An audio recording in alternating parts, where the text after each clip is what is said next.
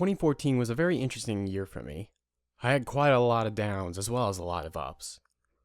I wanted to do this last year at the end of 2013, but I ended up not really doing it.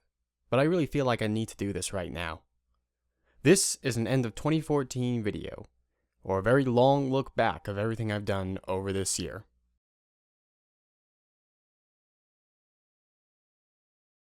If I had to describe the first half of 2014, I would go with bad. The first half of 2014 kind of felt like a series of disappointments to me. Coming out of 2013, I had ran what I kind of felt like was a very successful first season of Ghost Rider. And then I had really high and big plans for the upcoming project, SKYE, jumping into a full motion comics setting with voice acting.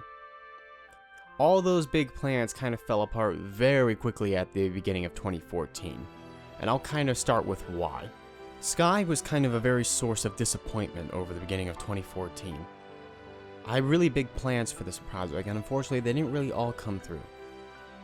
Those who know me tend to know I tend to start with the hardest thing first. I never started at the absolute easiest project. I always jumped in with the hardest thing, like dubbing. And then I kind of felt like I would try this process again with SKYE, jumping into a full project, not really having experience with it but the hardest form possible, creating a motion comic with voice acting. Unfortunately, the draw of SKYE ended up becoming the problem, the artwork. As episodes rolled in and scripts became a little more demanding, my sister had a hard time keeping up with the work. Months would go by, and I wouldn't see a single image. Eventually, it dawned on me that perhaps I was asking too much from a 15-year-old who had never done a comic series before. Eventually, we decided to lighten her load to only doing certain cover images rather than a full-on full-motion comic. This was still a little disappointing for me because I wanted to do a full series motion comic with voice acting, rather than an audio drama. But even by the time we decided on that, a lot of issues had came to light. One being the casting. I had already had lines from the actors because I had sent this episode out a while ago. But by the time we were ready to start again, emails were sent out, and I didn't receive anything in return, beyond from the leads Austin Nebbia and Gabby Alari. There was an eventual issue that I would have to recast completely. The other has to do with popularity. You could look at all my projects on my channel, and SKYE will always be at the bottom of the barrel. SKYE just isn't getting a lot of attention, it's barely hanging on by a thread. Perhaps the story of self-insert is what turns it off, but I was kind of hoping people would catch on to my attempts to subvert the self-insert trope. In very typical stories, such as fanfiction with a self-insert or a human from Earth goes into the game world, there's always a very trope that kind of bugged me. The character was brought in because of their extensive knowledge of the game and how the story would go. Yet despite how the story would go, they would make no attempts to change it, or even try things for the better. They would simply let things happen and come to pass, because they know that things will work out in the end. Logically, that makes sense for us. We know how things will end up. But what bugged me is, what happened if the characters of the game figured that we could have stopped those terrible events and did nothing? What would they react with? How would that person accept responsibility? I ended up being disappointed that several fanfictions never really addressed that, or had the characters kind of glaze over it, as if it doesn't really matter, things were meant to be, things were meant to be. They didn't even pause to consider how much that the main character could have changed things. I attempted to subvert this greatly with SKYE, by having several scenes in which the main character realizes the story is not going the way that he thought it should. Where his knowledge, though, is really only most effective in battle, and even then, it's only getting a hand of the terrain and what kind of enemies he's facing. This is an attempt to make him not seem like an all-powerful self-insert, but rather a normal person thrown into these events, and his knowledge of the game is merely just the only thread that he has hanging on to trying to cope with why he's here. In that attempt, that was me subverting a trope that appears in a lot of fanfictions when it comes to self-inserts or real-life characters into a game world. Nick DeNozo's knowledge of the battle helps him only a little, but his knowledge of the story tends to betray him a lot of times, if you have noticed in episodes 1 and 2. I would like to continue this project. I think this project holds potential, but this is also a project that's going to have a long amount of consideration. And if it's going to be continued, it's going to have to go all the way. No more hiatuses. If it gets dropped, it gets dropped. This is now kind of the point of no return. Another slight disappointment this year was the now defunct Project Possible. I never really watched Kim Possible, and I can't really say I'm a big uber fan of the series. But the fact of being brought onto a near-professional fan project excited me. I was brought on because the current head writer at the time liked my skill when it came to character-to-character interaction. When I was brought aboard, I was immediately overwhelmed and impressed about how professional this seemly fan project was. It actually felt like being in a real writer room for a TV script. Of course, I was a newbie, so I had to be taught the ropes a lot. I thought this could really be a good mark for me. Then of course, the problems happened. I was paired with another writer who rarely showed up. Didn't really seem to be wanting to give me any help or advice, so I was kind of left swimming on my own. I eventually was saved by the eventual head writer, Anthony Rappa, who taught me the ins and outs of a writer's studio and how to keep up professionally. The sad thing is, by the time I finished my very first demo, my first teaser, so to speak, the project received a cancellation. Disney had sent a copyright notice and immediately asked the project to be taken down. We tried to stall it for as long as we could, but eventually, Project Possible just went down the tubes. There were also several arguments between the project creator and the former head writer that eventually caused a split. In any case, Project Possible was down the tubes before I could even get my professional writing out and show the world what I could do. Something good did happen with it though, and this is where we kind of lead into the last half of 2014.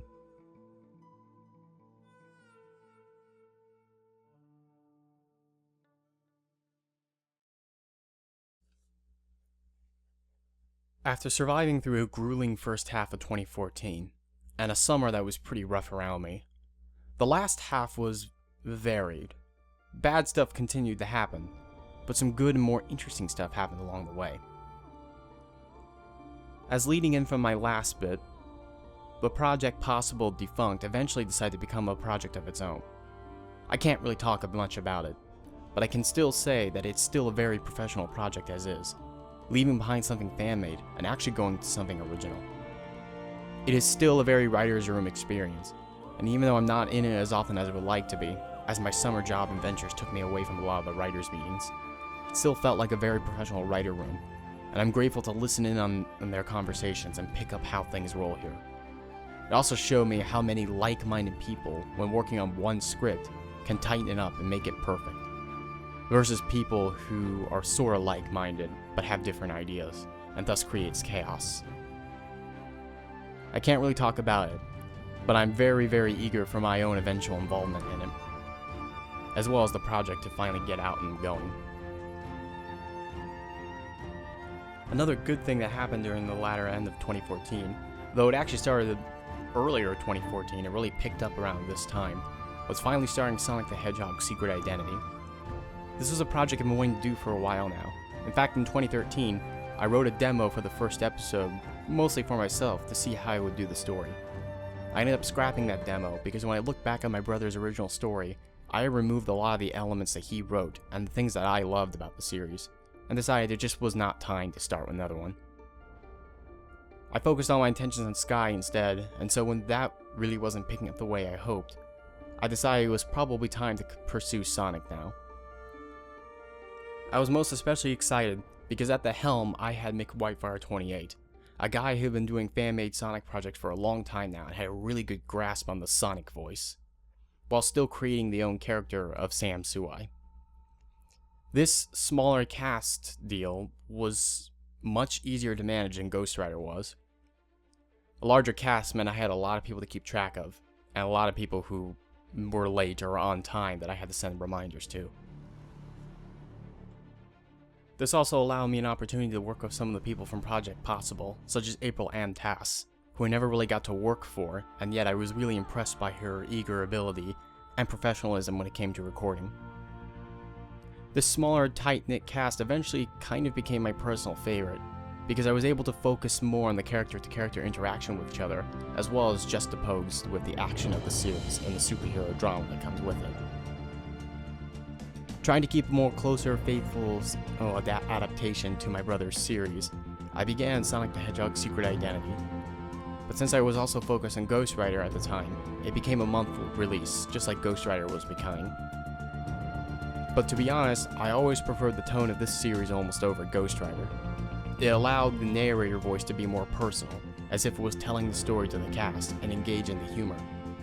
Since I was playing the narrator, this was rather enjoyable for me. My time on Legend of Zelda Return was fun. Balancing between acting and narrating was a very difficult task, especially since the narrator was first person and had to be as personal as the character. With Sonic, I could just worry about the narration, as well as every little incidental character that I could just play along the way. This is also becoming my most popular series on YouTube.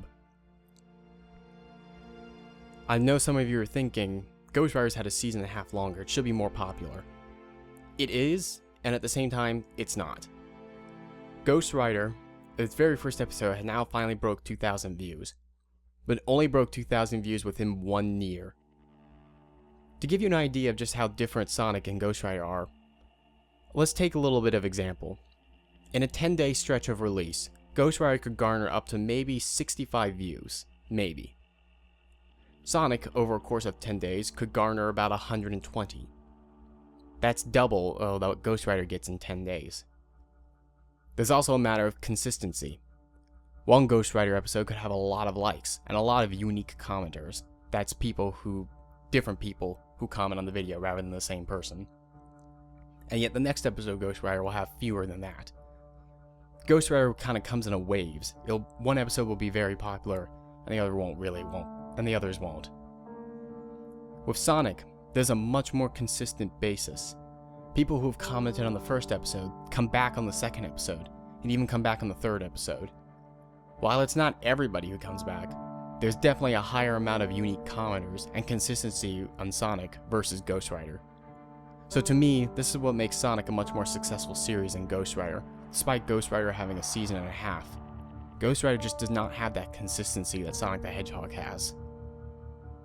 If there was one bad thing that did happen during the latter half of 2014, it is the eventual hiatus of Ghost Rider. Getting near the end of the year, it became harder and harder to get a hold of my cast, some cast members even vanishing and not even responding to my emails, which led to an attempt to recast. But as soon as I got one person recasted, another person would vanish, and that would mean I have to recast that person too. It was rapidly beginning to look like I'd have to recast half of my cast, and I really was not looking forward to doing that. Due to all my commitments with our projects, as well as my hard time getting them all out, I decided that Ghost Rider, being the hardest to manage, as well as having the most episodes out, could use a longer break. Sonic, which had a few episodes out, I decided to divert my full attention to that for a while, as well as some other things, but this is leading to the good half of 2014. During the latter half of 2014, a lot of potential and very interesting projects came into my way. After starting to wonder if whether or not everything I was doing was worth it, with the stagnating Ghost Rider and Sonic trying to get Sonic up the ground and SKYE just not performing the way I wanted it to, I was offered some opportunities for some very interesting projects. A full collaboration on one of them. I can't talk much about it because it's still in post-production, but it actually is in recording now, and we are finishing up our second episode of this project, going on to our third very soon, as well as post-editing production starting on the first episode. Again, I can't talk about it, but I can confirm this. It is another audio drama, but it is a different audio drama than the ones I said before. This project is a collaboration with another individual who I will keep unnamed for now, but he is going to be doing some things that have never been done for my projects before. Taking the audio editing to a more professionally based field, with someone who is more skilled in sound editing and mixing than I am, who have basically winged it throughout the entire set of my series. Again, it's really hard to go into detail without talking about it, so I'm just going to leave it as is, but I'm hoping you're going to be able to see a teaser for it sometime in 2015. A couple other projects have been brought into during this latter year, each little bit of a different requirement for me than the other. In one project, I'm actually taking a directing standpoint, rather than a writer's standpoint, or even acting standpoint. I'll probably lend some voices to some of the characters later in the series, but this is just basically where I am right now. And just right before the new year, sometime in December, I was brought aboard into another project. At first, performing some minor voice roles. Eventually, though, over the course of the week and month on some interactions, I've been slightly upgraded, and I have a little bit more involvement. The project is out now, but I'm not really going to talk about it because some of it is in works, and I can't really talk about without spoiling what I'm doing for it. So this is just another thing you're going to have to wait for in 2015. 2014 was definitely a very up and down year. A lot of expectations I had for it in 2013 just never paid off. The latter half of 2014 started a little bit bleak too, but now it's finally picking up with better opportunities and more projects. I'm kind of hoping 2015 does not repeat this process of 2014, because there's a lot of things that are starting up right now that I really want to continue, and hope it pays off. So if anything, I'm hoping for a more better first half of 2015, and if even dare to ask, a greater last half of 2015, just to pick up the slack from last year. Nothing is cancelled yet, nothing is going down. Even with SKYE barely hanging on a thread and Ghost Rider on hiatus, doesn't mean anything is being cancelled yet. Should I cancel a series though, it means that there's no way I can continue the series. I'm hoping this will not be the case though, but time will tell. So here's for a much better and more illustrious 2015 than 2014 had offered. Good night and goodbye.